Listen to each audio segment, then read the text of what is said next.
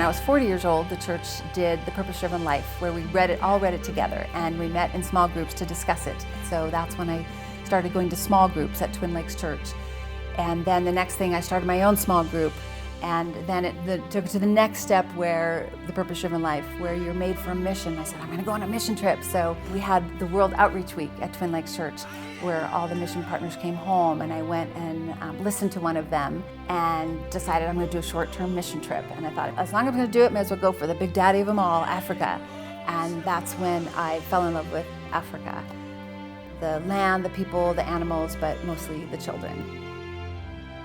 Johan Combrink came back for World Outreach Week, and he said to me that the director of orphan programs had quit, and would I consider coming and doing that for a year in South Africa? And I said, no, I'm a lawyer, I can't do that. And another year went by, and he came back for a while again, and he said, Lisa, we still don't have anybody for the orphan programs.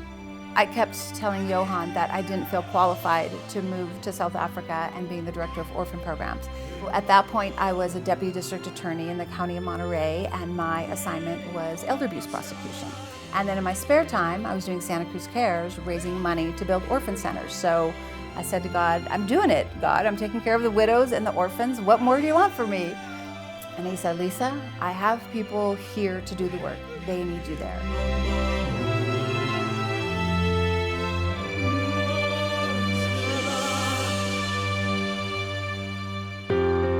I didn't believe that I was qualified to serve or worthy to serve because of my past. You know, at this point I was 40 years old, and I had 2 divorces, 2 failed marriages. So I wasn't your textbook Christian. If God could accept me and wipe that past clean, then I felt that my church could do that too. And so I was worthy to serve.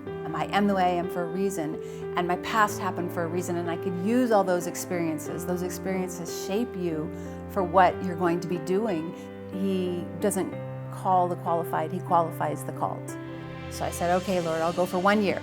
I'll just take a year off work, and it took me a year to raise the money to go. I went to South Africa for a year, and I was the director of orphan programs, and I loved it. I mean, it was the best job in the world. Feeding starving children and giving blankets to freezing children and just loving on the children. And that's when God gave me the vision to do play, purpose, leadership, adventure for use, to raise up leaders in the schools and in the community, starting with the children. That's when I went back and sold my house in Santa Cruz and everything I owned, and moved to South Africa and started play camps. Once I obeyed and I said, yes, God, I'm willing to do this. This is what you want me to do. I'm doing it. The doors just opened. The pieces just fell into place, and I could clearly see God's hand at work making it happen. It wasn't me. I could take no credit for it because I didn't know what I was doing.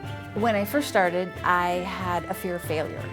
So I continued to pay my bar dues so that there was the backup plan. I could always go back to America and be a lawyer.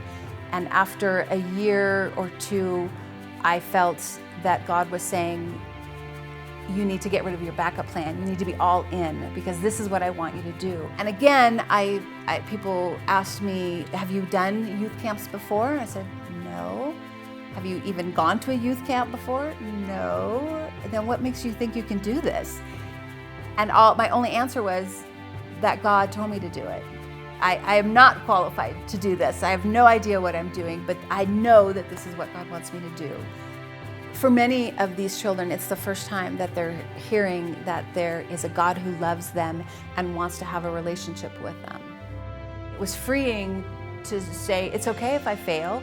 It's okay if I make mistakes, because I knew this is what God wanted me to be doing. I knew that this was His purpose for me, His plan for me, because I know that whatever happens, He's going to work it for good.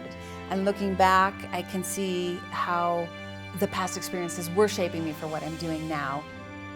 I still can't believe that I'm living the life that I'm living in Africa, doing Christian leadership camps for children in the bush.